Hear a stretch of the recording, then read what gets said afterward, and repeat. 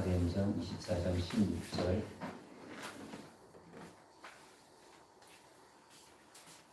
24장 16절인가요? 15절인가요? 15절 같아요.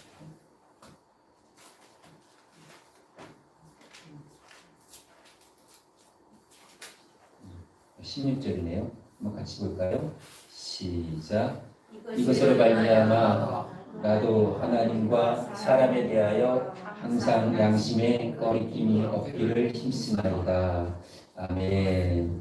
하나님, 이 시간도 주님 앞에 바른 양심으로 서지기를 원합니다. 주님께서 기뻐하시는 사람 되게 하여 주옵소서. 말씀을 전할 때나 또한 듣는 자 모두가 주의 은혜 가운데 저들의 삶의 생각이, 의지가 변화되는 축복을 더하여 주옵소서. 예수님 이름으로 기도합니다. 아멘. 제가 한 주간 동안 되게 고민을 많이 했습니다. 저 내용 분기를 어떻게 할까 고민하다가 아직 결정을 못했는데 다음 주에는 구매를 하겠습니다. 그래서 구매를 할 텐데요. 제가 막 여기를 살펴봤어요. 네, 설치까지 다 하는데 한 240만 원 정도가 든다고 하더라고요. 그래서 어차피 저 에어컨도 우리 여름에는 좀 더울 때는 약했잖아요. 그죠? 20평짜리밖에 안 되거든요. 근데 40평짜리 내용 분기를 살 거예요. 그래서 설치비까지 해서 240만 원 정도인데 또 이제 추가로 설치비가 더 나올 수 있는, 조금 더 나올 수도 있고 해서 하는데요. 여러분, 제가 이번 주에는 어떻게 되느냐 일단은 체크카드를 한번 긁어 보겠습니다. 그리고 또 여러분들이 감동되는 대로 같이 해서 또 어차피 살 거잖아요. 그죠? 어차피 살 거니까 그래서 다음 주에는 한번 구매하고 설치까지 한번 제가 해보도록 하겠습니다. 여러분 위해서 기도해 주시고요. 또 감동이 되는 대로 여러분들이 보이지 않게 섬기시면 또 힘이 되겠습니다. 오늘 말씀을 통해서요, 하나님 우리에게 반드시 필요한 양심에 대해서 한번 좀 나눠보겠습니다. 양심 얘기하면 참 선도 말씀 듣기가 저도 준비하면서 저도 부담이 되고요. 그렇죠? 여러분들도 부담이 될 수 있겠죠? 소위 예전에 어른들이 뭐라 그래요? 양심 없는 사람을 보고 양심에 털났다. 양심에 아주 굳었다고. 비양심적인 사람. 예. 오늘 본문을 보면 바울이요, 하나님과 사람에 대하여 거리낌이 없는 양심을 갖기를 힘썼다고 얘기를 하죠. 왜 바울이 이런 말을 했는지 좀 사전적인 이해가 사실 필요한데요. 어떤 상황이냐면 지금 바울이요, 이제 로마를 거쳐서 저 스페인까지, 서바나까지 복음을 전하기 위한 큰 비전을 갖고 있었고요. 그러기 위해서 바울이 소아시아에서 사역을 잠시 멈추고 이제는 예루살렘으로 가서 예루살렘에 있는 유대인 동포들에게 다시 한번 간증과 더불어 복음을 전하고, 그리고 거기서 로마로 가기를 원했던 거예요. 그러니까 바울의 입장에서는 예루살렘에 가면은 일단은 예루살렘 교회는 바울을 받아줄 거 아니에요. 그죠? 기쁨으로 성교 보고도 받고. 그리고 나서 자신이 전한 복음의 메시지와 간증을 통하여 유대인들도 기쁨 가운데 복음을 받아들이고 바울을 로마로 파송하기를 굉장히 원했던 거예요. 얼마나 신나겠어요. 그럼에도 불구하고 바울의 기대였지만 그렇게 되지 못했고요. 어떻게 됩니까? 바울이 예루살렘에서 복음을 전하니까, 자신의 간증과도 복음을 전하니까 유대인들이 어떻게 해요? 굉장히 분노하죠. 그리고 일부 어떤 사람들은요, 바울을 죽이기 전까지는 밥을 먹지 않겠다 나서는 사람들도. 그러자 결국은 바울이 로마 시민권자이기 때문에 당시 천부장의 도움으로 바울이 자신을 변호하고 난 죄 없다고 하면 분명히 벗어날 수 있습니다. 로마 시민권자니까. 그런데 바울은 로마까지 가기 위해서 도리어 내가 황제 앞에서 재판을 받겠다. 로마 황제 앞에서. 이 이야기를 합니다. 그래서 풀려날 수 있음에도 불구하고 우선적으로는 예루살렘을 피해서 가이사랴 쪽에 있는 총독이 있는 곳으로 갑니다. 왜냐하면 총독도 한번 황제에게 올려야 되니까요. 보고서를. 그 상황에서 바울이 자신이 복음을 제시를 하는 거예요. 그러니까 총독 앞에서 이제 재판을 로마까지 가기 위한 그 과정 속에서 기다리고 있는데 유대인들이 와서 또 총독에게 고소를 합니다. 이 사람은 예수라는 이단을 전파하는 자고 예루살렘을 혼란스럽게 하고 유대인들을 아주 평화를 깨치는 자입니다. 고소를 합니다. 그래서 바울이 뭐라 그러냐면 그렇지 않습니다. 저 사람들의 말뿐이지 아무 증거가 없습니다. 나도 저 사람들처럼 하나님을 믿고 저 사람들이 오실 그 메시아를 믿고 나도 부활의 소망을 갖고 살아갑니다.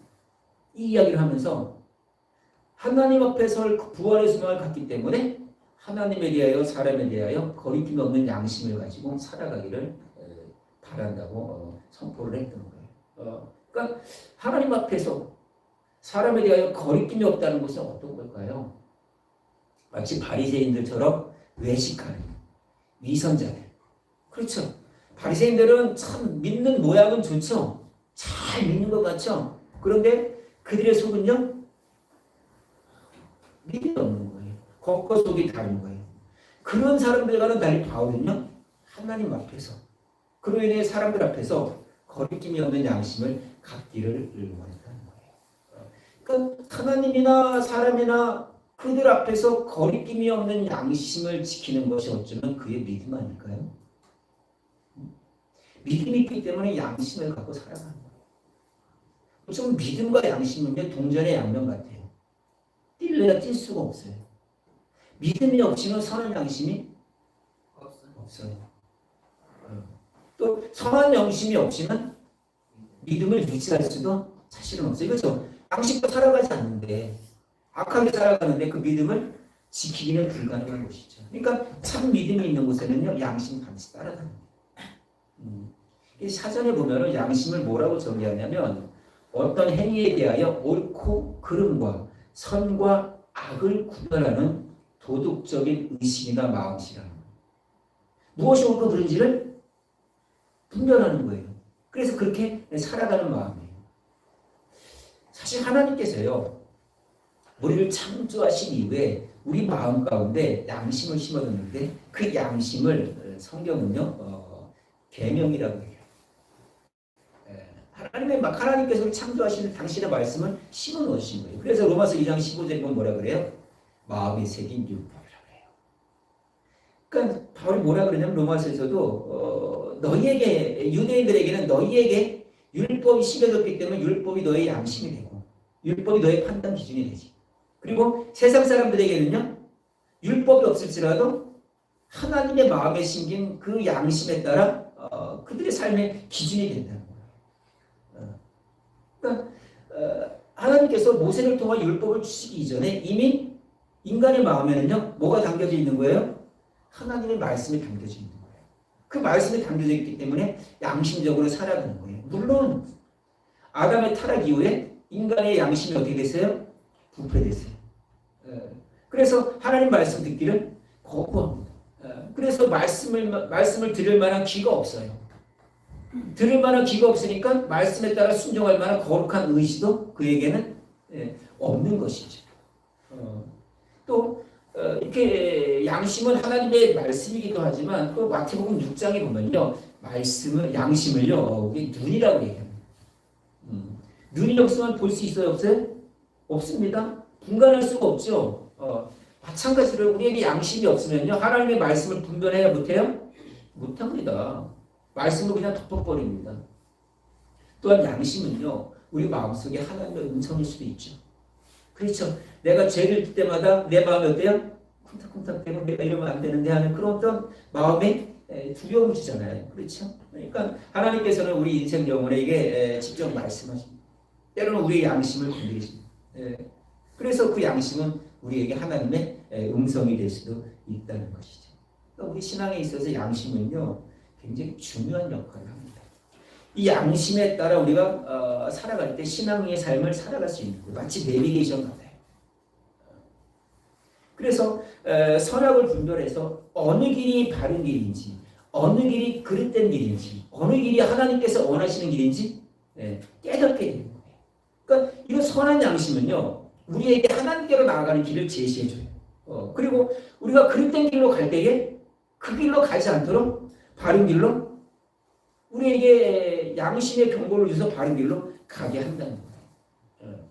사실 보세요. 우리가 신앙생활하면서 우리의 양심을 한번 점검하고 훈련한다는 것은요 한편으로는 참 신선하죠. 늘 그렇게 살았습니다. 양심 없이.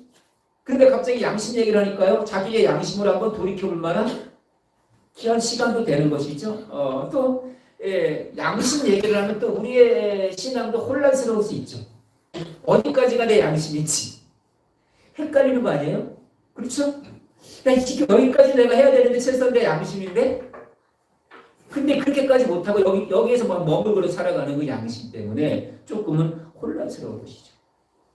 우리가 이 양심에 대한 말씀을 나누면서 우리가 이런 생각을 좀 해봐야 됩니다. 그러면 예수님을 믿음으로 선한 양심으로 살아가는 것은 어떤 것인가? 그리고 선한 양심의 기준은 어디까지인가?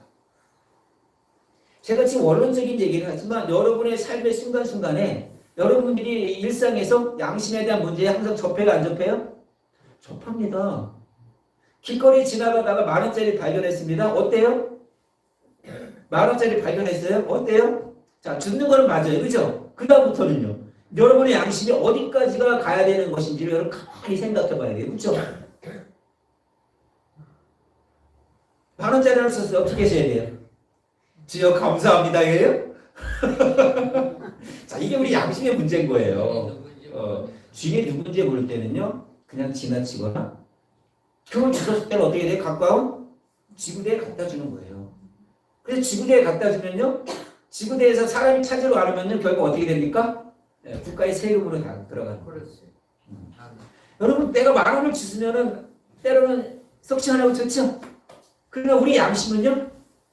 조금 불편한 마음이 가져요. 이게 10,000원짜리라고 했지만 100,000원이면 또 다르죠? 다른 거예요. 그러니까 우리의 양심의 기준이 어디까지인지. 보세요. 사실 양심은요. 예수님을 믿는 우리에게만 있는 게 아니에요.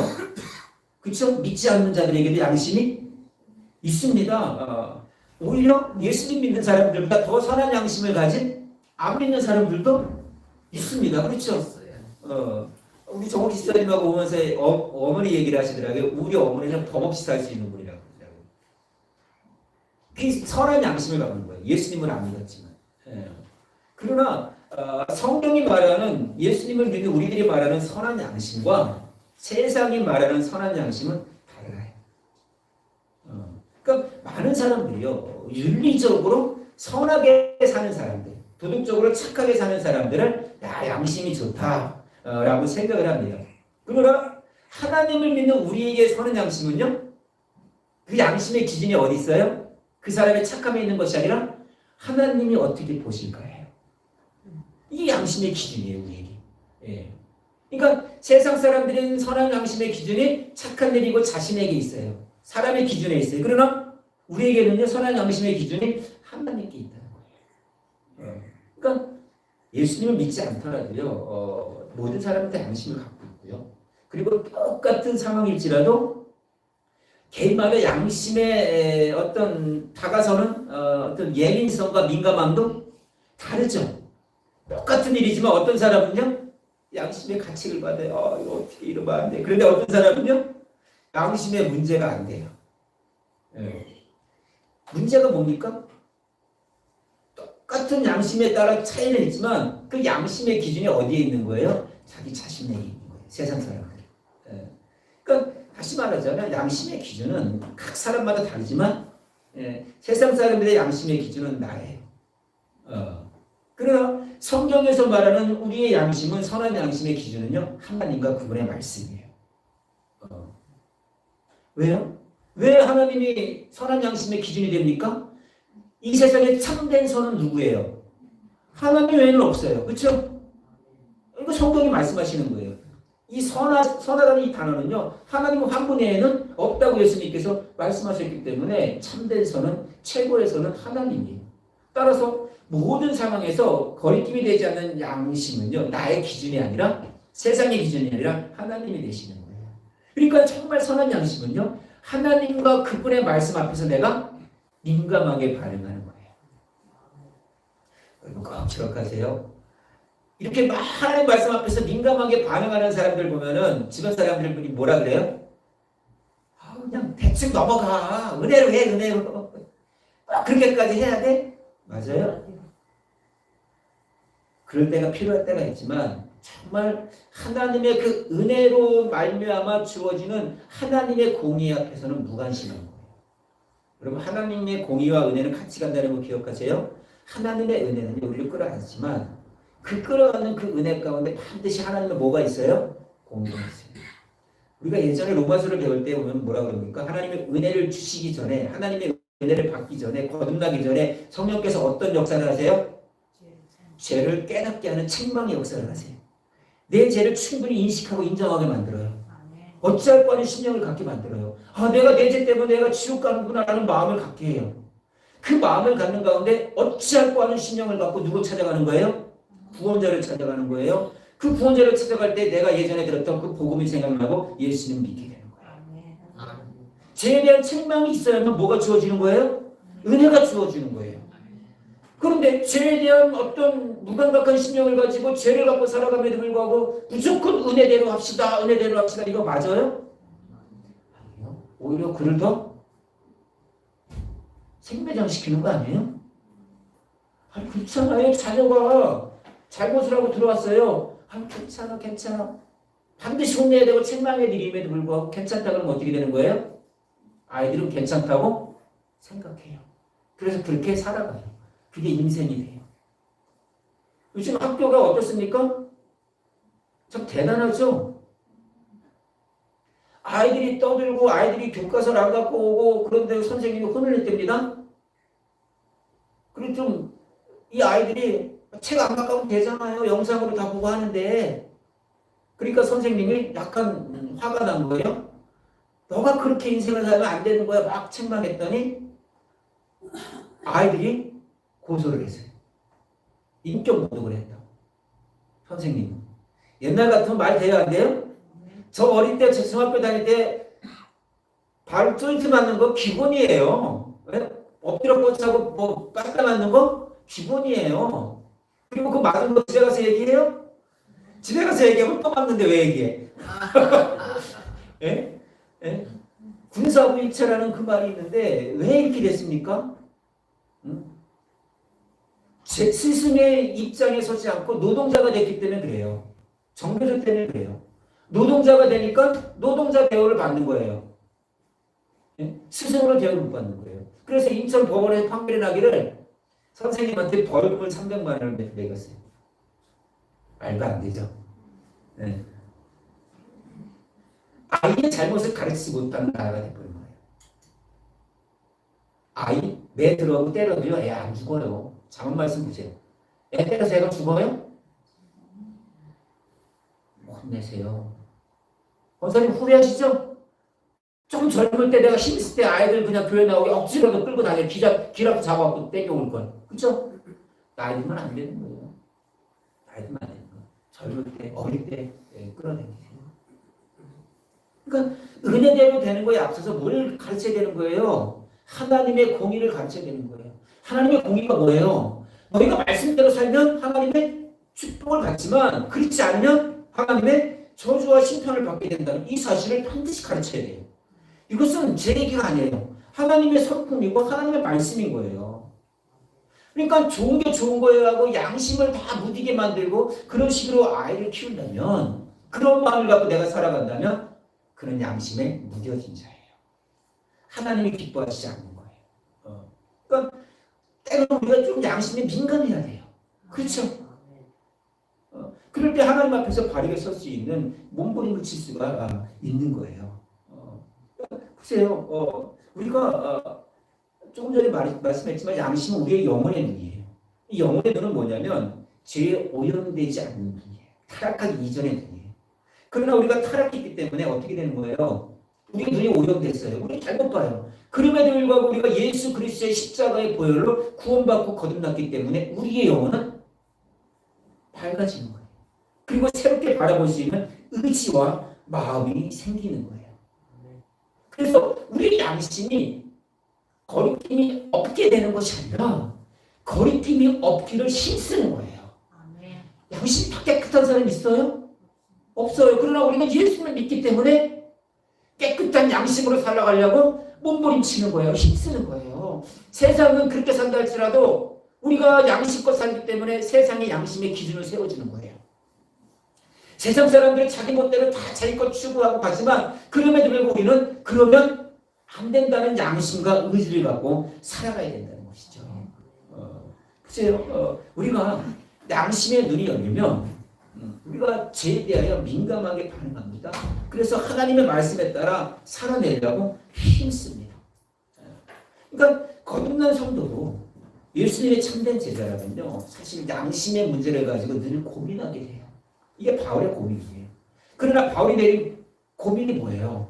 죄를 짓고 부끄러운 삶을 살아간다 할지라도 결국은 그리스도 예수 안에서는 결코 정죄함이 없다는 사실을 알고 그 예수 안에 거하기 때문에 그가 고민하고 애썼던 것이 뭡니까?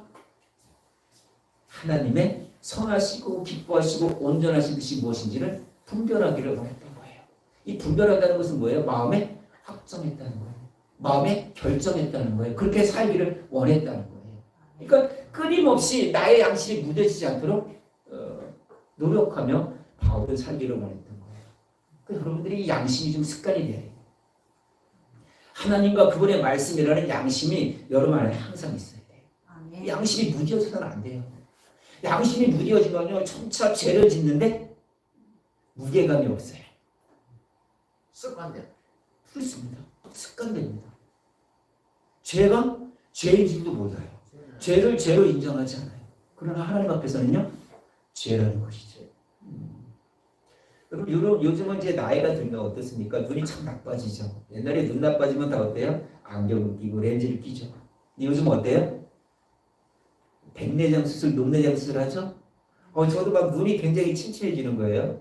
그래서 백내장 수술을 해야 되나? 뭐 안과를 한번 가볼까? 근데 그래도 그냥 견딜만 하니까 지금 안 하는데 요즘은 백내장 수술 참 좋죠. 백내장 수술이 뭐예요? 나이가 들면 여기 수정체가 지금 때가 끼는 거예요. 시계에. 근데 그 인공 수정체를 위에 새로운 자연 수정체 위에 새로운 인공 수정체를 덮어주는 거예요. 그럼 눈이요? 굉장히 밝아져요. 예.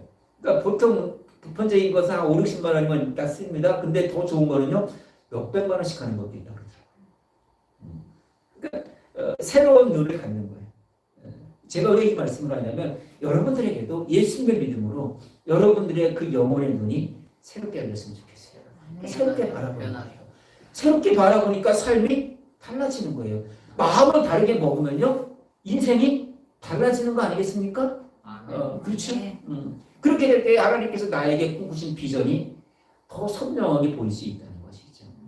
기억하세요. 우리의 양심이요, 병들 수도 있어요. 우리의 양심이요, 타락할 수도 있어요. 디모데전서 1장 19절을 보니까 뭐라 그래요? 바울은요, 어떤 이는 양심을 버렸고 믿음에 관하여 파산했다는 거예요. 양심을 버리면요, 믿음이 깨지는 거예요. 믿음이 있어야 양심을 지켜내는 거예요. 요즘 양심이 없는 사람들이 얼마나 많이 있습니까? 그렇죠? 요즘 국회를 가보세요. 국회의원들이요, 하나님 앞에서 양심이 없어요. 자기가 공천받으려고 하고, 그렇죠? 자기가 국회의원 한번 더 해먹으려고 하고, 자기 당이, 자기 지역이 잘 되려고 하고, 국가의 전체적인 것을 전혀 생각지도 않아요. 지금 폴란드로 우리 방위 산업이 굉장히 활대되기 때문에 폴란드나 이쪽으로 무기가 수출이 돼야 되는데, 이게 세계은행하고 결탁이 돼야 되는데 이 국회에서 지금 이걸 허락을 안 해주고 있는 거예요. 그러니까 통과가 안 될 수도 있어요. 이게 얼마나 어리석은 거예요. 뭐 때문에 그래요? 양심이 없는 거예요. 양심이. 누구를 위한 국회의원들입니까? 국가와 국민을 위한 국회의원 아니에요? 요즘은요, 저는요, 참 이상한 게 뭐냐면 인권이 너무 높아졌어요. 여러분, 국가가 없는 인권 있어요? 북한에 인권 있어요? 없어요? 북한에 인권 없어요. 바른 국가가 아니기 때문에 그래요. 자유주의 국가가 아니기 때문에 그래요. 민주주의 국가가 아니기 때문에 그래요. 이 나라도 마찬가지예요. 민주주의 군관을 흔들면서 자기의 비양심적인 행동을 하면서 국가를 무너뜨릴 때 인권은 존재하지 않아요. 우리가 바른 신앙으로 바른 양심으로 살아야 되는 거예요. 국회의원들이 그래요. 여러분 국회의원들이 뇌물 받아도 돼요? 안 돼요. 자기들이 만들었잖아요. 김영란 뽑혀가지고 5만 원 이상 안 받아야 된다고. 근데 국회의원 더 해보려고 몇백만 원씩 받아먹고요. 맨 처음엔 그렇게 받을 때 어떻게 했을까요? 양심에 좀 찔리지 않았을까요? 내가 받아도 되나? 받아도 되나? 모르게 하려니. 근데 한번 받다 보니까요. 습관. 쏠쏠해요. 그쵸? 야, 괜찮네.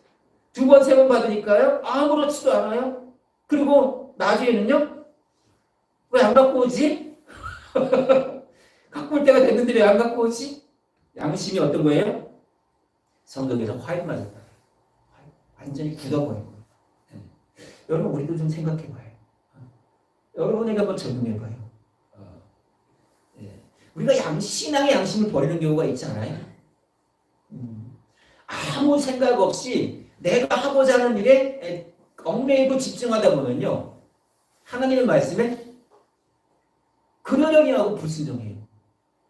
요즘 그렇게 살아요. 요즘 그렇게 살면요. 못 살아요. 망해요. 그런 생각을 갖고 당연히 불순종합니다. 글쎄요, 처음에 교회 다닐 때는요. 처음에 예수님 믿을 때는요. 말씀에 순종하지 못할 때 참 양심이 불편합니다. 그런데요. 교회를 다니다 보면 어떻게 되는 거예요? 양심이 별로 못 느낄 때가 있어요. 맨 처음에 교회 나오기 막 시작했을 때 주일에 대해서 교회를 나오지 못했을 때 참 마음이 불편해져요. 그렇죠? 그러나 주일을 어기는 것이 반복되면요. 대수롭지 않아요. 주일을 어길 만한 명분이 너무나도 많아요. 이렇고 저렇고. 그러나 그것은 내 명분이고 내 핑계예요. 하나님 말씀에 의하면 뭐라 그래요? 불순종이고요. 우리가 복음 시대에 살기 때문에 다행이지. 여러분 율법 시대에 살면요. 안식일을 안 지키면 다 뭐예요? 돌로 쳐 죽이는, 때려 죽이는 건 너무 비참하고요. 그렇지 않습니까? 여러 번 반복되면요. 죄라고 생각하지 않아요. 그게 문제를 삼지 않아요. 가만 보세요. 예배 듣고 성의 없이 드리는 거. 이거 반복되죠. 교회 가면요. 꼭 늦게 오는 사람이 있어요? 없어요? 있어요. 여러분 양심의 문제에 걸리면 어떤 거예요? 내가 그러지? 말아야 되는 거예요. 이게 사람에게 보이려고 예배 드리는 거예요? 누구한테 예배 드리는 거예요? 하나님 만나러 오는 거예요. 여러분 대통령 만나러 가는데 늦어요? 안 늦어요? 막 와요? 아니요? 미리 갑니다. 그렇죠? 하나님이 그 대통령보다 못한 존재가 돼버리는 거예요. 기도 시간을 갖지 않는 거. 교회에 어떤 뭐 한다 그러면 무관심한 거. 이게 어쩌면 우리 양심으로 들어가 보면요. 정말 꺼리낌의 문제가 되는 것이죠. 여러분도 하나님 앞에서 꺼리낌이 없었으면 좋겠어요. 그것이 오늘 본문 말씀이에요. 바울이 뭐라 그래요? 하나님과 사람에 대하여 라고 얘기하고요. 그리고 항상 꺼리낌이 없이를 힘씁니다. 꺼리낌이 없기를 힘쓰는 거예요. 바울도 그렇잖아요. 그렇죠? 나는 꺼리낌이 없습니다가 아니고 꺼리끼는 부분이 있을지라도 꺼리낌을 당하지 않도록 꺼리낌이 없기를 힘쓴다는 거예요. 힘쓴다는 거예요. 그러니까 바울이 했었던 하나님뿐만 아니라 사람 앞에서도 선한 양심을 가지려 했던 것은 뭐예요? 하나님 앞에서의 꺼리낌이 없어야 사람에게도 꺼리낌이 없을 수 있는 거예요. 물론 하나님 앞에서 꺼리낌이 많음에도 불구하고 사람 앞에는 꺼리낌이 없는 사람도 있을 수 있겠죠? 그들을 위선자라 그러는 것이고요. 그들을 속이는 자라 그러는 거예요. 우리가 양심에 대한 부분을 여러분이 깊이 생각하시고 하나님 앞에 부끄러움이 없는 그런 양심이 됐으면 좋겠어요. 조금 양심 앞에서 우리가 흔들리지 않으면요. 하나님의 말씀이 우리에게 제시하는 부분에 있어서 우리가 따질 필요가 없어요. 거부할 필요가 없어요. 그 말씀대로 그대로 받아들여요. 어느 여 집사님이 대학 다닐 때 이 얘기를 간증하는 걸 제가 들었는데요. 대학을 다니면서 휴학을 하게 됐습니다. 여러 가지 이유로. 그리고 휴학한 상태였는데 새로 생긴 잡지사에서 직원을 이제 뽑은 거예요.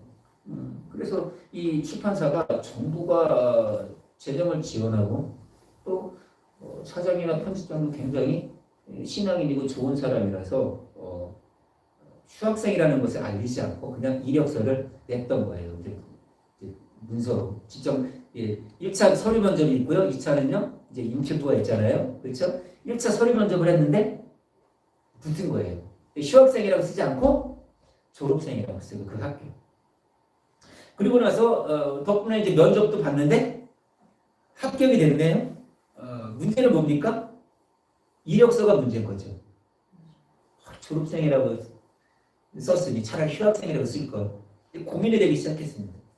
그러고 있는데 회사에서 추가 제출 서류 때문에 문제가 생겼어요. 보통 집사하면 뭘 갖고 떼오라 그래요? 또 졸업 증명서를 떼오라 그러죠. 이게 휴학생 신분이니까 졸업 증명서 떼어야 못해? 못 띄는 거예요. 그리고 전화를 받고 그 인사가에다가는 네 알겠습니다, 내겠습니다 하고 끊고 나서 그때부터 혼자 고민을 하기 시작했습니다. 그리고 고민 끝에 졸업증명서를 위조하자. 그리고 교묘하게 위조해서 증명서를 만들었습니다. 그리고 이 사실을 엄마가 이제 알게 된 거예요. 그리고 엄마가 뭐라고 얘기했냐면 엄마도 이제 신앙이니까 양심에 걸리는 짓은 하지 마라. 그렇게 너가 입사를 하면 마음이 편하겠니? 그 사람들 속여서 그들이 당하는 어려움이 무슨 죄가 있냐 그들이. 또 너가 그렇게 속여서 입사했는데 그로 인해서 떨어진 사람은 어떡하겠니? 그리고 마지막 결정타가 뭡니까? 예수 믿는 사람은 그러면 안 된다. 예수 믿는 사람은 그러면 안 돼. 근데 이 대학생 때니까요. 엄마가 정말 믿었다는 거. 이거 자식 가는 길을 막는구나. 그냥 그런 거 딱 까봐주면 되는데, 그렇죠? 결국 예수님을 믿으면 그러면 안 된다. 이 말에 밤새 잠을 못 자고 고민하다가 빈손으로 회사를 갔습니다. 그리고 인사부장과 편집장을 만나서 자, 저 진짜 현신 머리를 좋아하고 그리고 사과를 갖다 내고 후덜후덜대면서 회사를 나와서 집으로 갔다는 거예요. 그런데 며칠 있다가 편집장에게 전화가 왔대요. 지금 몇 학년까지 학교를 다니고 휴학했는지 그리고 몇 학기 남았는지 등등을 물어보더니 다음 주부터 출근을 하라는 거예요. 복학하게 되면 그때 다시 생각해보고 그냥 같이 입사한 다른 기자를 접수한 거거든요. 다른 기자들에게는 비밀로 하고 출근을 하라. 이 집사님 그때 얘기를 하면서 그런 거예요. 예수님을 믿는 사람으로서 하면 안 되는 행동을 하지 않고 양심을 지켰고 하나님의 말씀에 순종한 결과로 이렇게 됐다는 거예요. 그래서 기자 생활하고 다시 복학하는 가운데에도 마칠 때까지 회사도 기다려주기로 하고요. 그리고 졸업하고 그 회사에 다시 복귀하는. 글쎄요, 우리가 선한 양심으로 살려고 하면요, 때로는요, 내 생각과 하나님의 생각이 어긋날 때가 있어요, 없어요? 많습니다, 많습니다. 그런데 하나님의 말씀에 따라 하나님의 양심에 따라 선한 섭리에 이끌려간다면 그 결과는요, 또 다른 멋진 결과를 우리에게 이루어낸다는 거예요. 여러분의 선한 양심을 가지고 여러분의 마음을 항상 하나님께 열어두십시오. 여러분에게 양심의 문제가 생겼을 때는요, 이미 내가 잘못 갈 수도 있는 거고요. 잘못 들어설 수도 있는 거예요. 그렇기 때문에 그런 상황 속에서 갈등하지 마십시오. 내가 양심의 거리낌이 되면 그냥 내려놓으십시오. 하나님 기뻐하시지 않는 거 단호하십시오. 하나님 앞에서잖아요. 우리 하나님 앞에 살아가잖아요. 그 하나님 앞에서 내가 가진 그 부끄러운 양심 때문에 하나님께 영광을 가리는데 우리는 해서는 안 된다는 것이죠. 보세요. 이 선한 양심 때문에 항상 두 가지의 다른 가치가 항상 갈등하잖아요. 그렇죠? 바울이 이 갈등에 고민을 했어요? 안 했어요? 했어요. 마음에는요. 선한 양심이 생명의 성령의 법이 마음의 법이 하나님의 법이 나를 계속적으로 어떻게 하는 거예요? 양심껏 행동하라고 말합니다. 그러나 또 한편으로는 내 육신의 법이 죄와 사망의 법이 자꾸 어떻게 합니까? 양심을 거부하게 만드는 갈등을 자꾸 심어주는 거예요. 그렇죠?